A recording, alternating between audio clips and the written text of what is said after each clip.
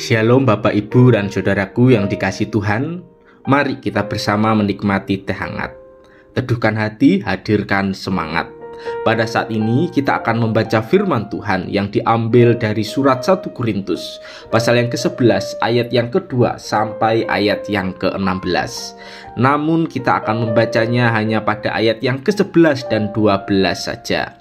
Demikianlah firman Tuhan. Ayat 11, namun demikian dalam Tuhan tidak ada perempuan tanpa laki-laki dan tidak ada laki-laki tanpa perempuan. Ayat 12, sebab sama seperti perempuan berasal dari laki-laki, demikian pula laki-laki dilahirkan oleh perempuan, dan segala sesuatu berasal dari Allah. Saudaraku yang dikasihi Tuhan, ibadah adalah respon seseorang yang telah merasakan kasih Tuhan dalam hidupnya. Tentu ketika seseorang mau beribadah, haruslah memberikan yang terbaik bagi Tuhan. Bukan saja hatinya, melainkan penampilannya juga. Mengapa? Karena yang ditemui bukan manusia yang terbatas, melainkan Tuhan yang telah menyelamatkan manusia dari hukuman kekal. Ketika beribadah, seseorang harus menghargai sesama jemaat, baik laki-laki maupun perempuan, dan berpenampilan yang sopan, sehingga ketika beribadah hanya Tuhanlah yang dimuliakan.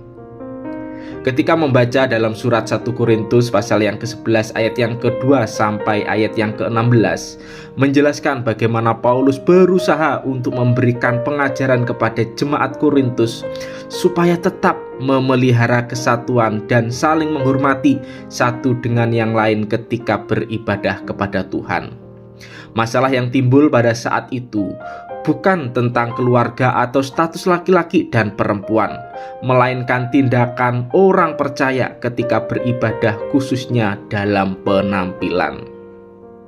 Pada saat itu, ketika beribadah, orang Yahudi laki-laki harus membuka tudung kepalanya sebagai lambang Kristus adalah kepala. Sedangkan perempuan ketika beribadah haruslah menudungi kepalanya dengan kain. Hal ini terjadi untuk melambangkan kepala dari perempuan adalah laki-laki. Kebanyakan orang laki-laki Yahudi berambut pendek dan yang perempuan berambut panjang. Hal ini juga terjadi di Korintus. Ketika seseorang laki-laki berambut panjang dianggap memalukan karena pria demikian kebanyakan melacurkan diri di kuil-kuil dewa. Demikian dengan perempuan, ketika memiliki rambut yang pendek dianggap perempuan yang melacurkan diri di kuil-kuil dewa berhala. Supaya tidak terjadi masalah dalam jemaat, Paulus menginginkan supaya setiap laki-laki membuka tutup kepalanya dan perempuan memakai tudung.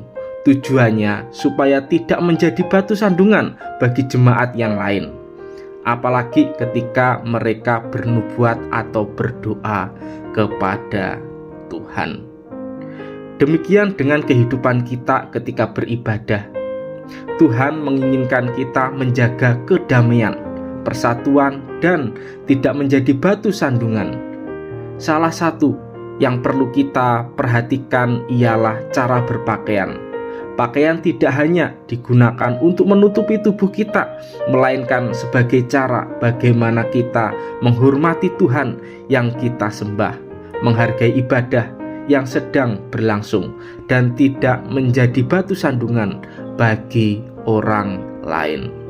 Untuk menjaga kepantasan diri dalam beribadah tidaklah mudah, karena setiap persekutuan atau komunitas memiliki standar yang berbeda-beda satu dengan yang lain. Namun salah satu standar yang bisa kita pakai untuk datang kepada Tuhan dengan layak dan dipandang baik oleh sesama ialah berpakaian dan berdandanlah selayaknya ketika kita menghadiri acara resmi atau menyambut seorang pejabat yang penting. Namun dibalik semuanya itu, tanpa kita sadari, tindakan cara berpakaian kita menunjukkan cara menghargai orang lain, diri sendiri, peribadahan, dan sikap kita kepada Tuhan.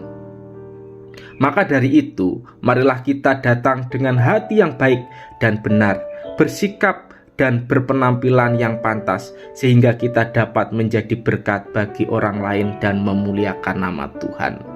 Mari kita berdoa. Tuhan, kami bersyukur jika pada saat ini Engkau mengingatkan kami untuk datang kepadamu. Ajarkan kami untuk terus memiliki hati dan tindakan yang berkenan kepadamu, sehingga menjadi berkat bagi sesama kami dan terus mengagungkan namamu. Di dalam nama Tuhan Yesus kami sudah berdoa. Amin.